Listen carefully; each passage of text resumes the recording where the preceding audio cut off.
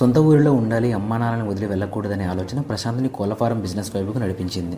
ఎంత కష్టమైనా, ఎన్ని బాధలు వచ్చినా పట్టు వదలకుండా అంచెలంచెలుగా ఎదుగుతూ వ్యాపారాన్ని అభివృద్ధి చేస్తూ నలుగురికి ఉపాధి కల్పించి చిన్న వయసులోనే అనుకున్న లక్ష్యాన్ని సాధించి యువతకు ఆదర్శంగా నిలిచాడు.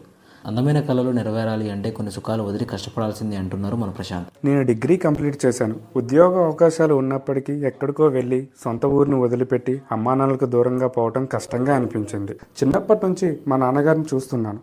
తను చాలా కష్టపడేవారు. మొదటగా వ్యవసాయం చేశారు. కూరగాయలు వేసి ఊర్లో తిరిగి అమ్మేవారు. తర్వాత టెంట్ హౌస్ కూడా నడిపించారు. అన్నిట్లో కష్టమే కానీ ఆదాయం అంతగా అనిపించలేదు. చాలామంది సలహా ప్రకారం ఆ టైంలో మా నాన్నగారి సహాయంతో 2015లో ఈ బాయిలర్ కోళ్ళ పెంపకాన్ని మొదలుపెట్టాను. నేను 1000 పిల్లలకు కాను 2 లక్షల రూపాయల పెట్టుబడితో చిన్నగా ప్రారంభించి ఇప్పుడు 10,000 పిల్లలను వేసుకుంటున్నాను. నా ఫస్ట్ షెడ్కి దాదాపు 2 లక్షల రూపాయలు ఖర్చు అయింది. అప్పుడు దాని కెపాసిటీ 1000 పిల్లలు మాత్రమే. ఇప్పుడు 10,000 పిల్లలు పట్టేంత షెడ్లు వేసుకున్నాము. వీటికి ఖర్చు సుమారు 30 లక్షల పైనే అయింది. ఆధారపడకుండా, ఎటువంటి లోన్లు తీసుకోకుండా కోళ్ల ఫామ్ మీద వచ్చిన లాభాలతోనే సొంత ఖర్చుతో షెడ్లు నిర్మించి వ్యాపారాన్ని లాభాల బాట నడిపించాడు. అనుభవంతోనే వ్యాపారంలో లాభాలు వస్తాయి కానీ అంచనాలతో కాదు అనేది ప్రశాంత్ ఉద్దేశం. ఒకేసారి భారీగా డబ్బు పెట్టి ఈ బిజినెస్లోకి రావడం అనేది చాలా రిస్క్.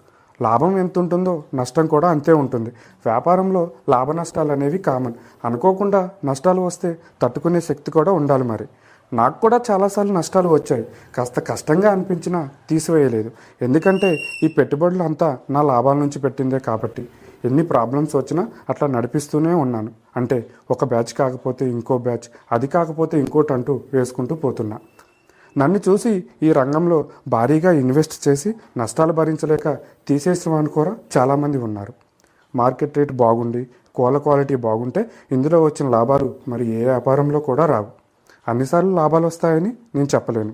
ప్రశాంత్ ఒక బ్యాచ్లో 10,000 పిల్లల్ని వేస్తాడు. ఒక్కో కోడి పిల్ల ధర 25 రూపాయలుగా అనుకుంటే మొత్తం ఖర్చు 2,50,000. మేత ఖర్చులు 12 లక్షల వరకు అవుతుంది. మెడిసిన్ ఖర్చు 30,000. 2 నెలలకి వర్కర్కి 60,000. మెయింటెనెన్స్ ఛార్జీలు, పవర్ బిల్లులు, వరి పొట్టు, ఇతరులు కలిపి మొత్తం 30,000 రూపాయలు సుమారు అవుతుంది. మొత్తం పెట్టుబడి 15,70,000 రూపాయలు అవుతుంది. 10,000 కోడి పిల్లల్లో 4% మోర్టాలిటీ తీసివేస్తే 9,600 పిల్లలు ఉంటాయి. ప్రతి కోడి బరువు 45 రోజుల్లో యావరేజ్గా 2 కేజీల 200 గ్రాములు అనుకుంటే మొత్తం వెయిట్ 21,120 కేజీలు. కేజీ ధర సుమారు 90 రూపాయలు ఉంటే 19 లక్షలు వస్తుంది. పెట్టుబడి 15,70,000 తీసివేయగా లాభం 2 నెలలకి 3,30,000 వరకు ఉంటుంది. అంటే సుమారు నెలకి 1,50,000 నుండి 2 లక్షల వరకు ఉంటుంది. అయినప్పటికీ ఇలాంటి లాభాలు చూసి 2 సంవత్సరాలు దాటిందని, ప్రస్తుతం మార్కెట్ కొనుగోలు ధర 60 నుంచి 70 వరకు మాత్రమే నడుస్తుందని అంటున్నారు. పెట్టుబడులు కూడా రావట్లేదు అనేది ప్రశాంత్ ఆవేదన. గవర్నమెంట్ తగిన చొరవ తీసుకొని సన్నకారు ఫార్మింగ్ రైతును ఆదుకోవాలని, సబ్సిడీలు కల్పించాలని కోరుతున్నారు. ప్రస్తుతం కోళ్ళ పెంపకం కూడా వ్యవసాయం లాగానే అయింది. అంతా మార్కెట్ మీదే ఆధారపడి ఉంటుంది. ఒకప్పుడున్న లాభాలు ఇప్పుడైతే అస్సలు లేవు. నేనైతే పెట్టిన పెట్టుబడి కూడా చూడక 2 ఇయర్స్ అవుతుంది. సరైన మార్కెట్ ధర లేక ఇప్పటి వరకు దాదాపు 10 లక్షల పైనే నష్టపోయాను. నా దగ్గరికి ఒకప్పుడు చాలామంది వచ్చి సలహాలు తీసుకునేవారు. నేను భరోసా ఇచ్చి మరీ ప్రోత్సహించి పెట్టమని చెప్పేవాడిని. ఇప్పుడు ఎవరైనా వస్తే ప్రస్తుత పరిస్థితుల్లో అంత మార్కెట్ బాగలేదు, కొన్ని రోజులు ఆగమని చెప్తున్నాను. మరి మీరెందుకు చేస్తున్నారని అంటే తప్పక చూశారు కదా, పెట్టుబడులు లక్షల్లో పెట్టాము, షెడ్లు వేసుకున్నాము. ఒకసారి కాకపోతే ఇంకోసారైనా వస్తుందని ఒక చిన్న ఆశ. సంవత్సరానికి దాదాపు 6 బ్యాచ్లు వేసుకోవచ్చు. కోడి పిల్లలు పెరిగి మంచి వెయిట్ రావడానికి దాదాపు 40 నుంచి 45 రోజుల సమయం పడుతుంది. కోడి వెయిట్ సుమారు 2 కేజీల నుంచి 2.5 కేజీల వరకు రావాలి. మొటాలిటీ 2% నుంచి 4% పక్కా ఉంటుంది. మొటాలిటీ అనేది మేనేజ్మెంట్ని బట్టి, సీజన్ బట్టి ఉంటుంది. కోడి పిల్లలు మొదటి రోజు నుంచి కూడా మన ఇంట్లో చిన్నపిల్లల్లాగా జాగ్రత్తగా చూసుకోవాలి. ఇంకా మేత విషయం అంటారా, 3 రకాలుగా ఉంటుంది. ఒక్కొక్క ఏజ్లో ఒక్కొక్క కంపెనీ నుంచి కొనుక్కోవాలి. ఒకప్పుడు కేజీ మేత ధర 20 రూపాయలు మాత్రమే ఉండేది. ఇప్పుడు అది కాస్త 50 రూపాయలకి పెరిగింది. వీటికి తోడు కూలీల ఛార్జీలు కూడా పెరిగాయి.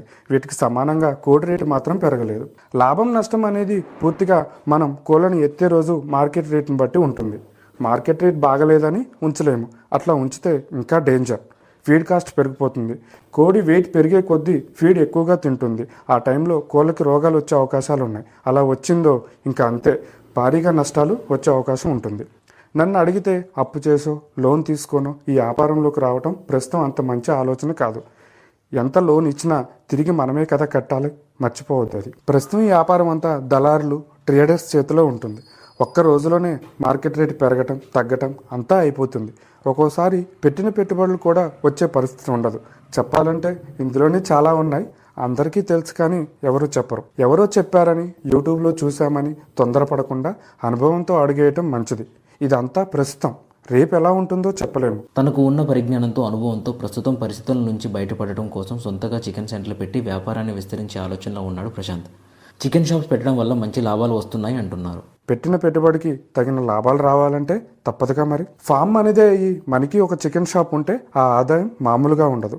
ఇక్కడ కూడా కొన్ని ప్రాబ్లమ్స్ ఉన్నాయి. తెలుసుకోవాలంటే ఈ ఛానల్ని సబ్స్క్రైబ్ చేసుకోండి, కామెంట్లో అడగండి, ఖచ్చితంగా చెప్తాను. నా దగ్గర ఫామ్లో 2 పనోళ్ళు ఉంటారు. వాళ్ళతో పాటు నేను కూడా ఫామ్లో పనిచేస్తా. మేత వేయటం మొదలు ప్రతి దాంట్లో దగ్గరుండి చూసుకుంటా. అప్పుడే కదా మనకి వాటి రోగాలు, బరువు, మేత విషయంలో ఒక అవగాహన వస్తుంది.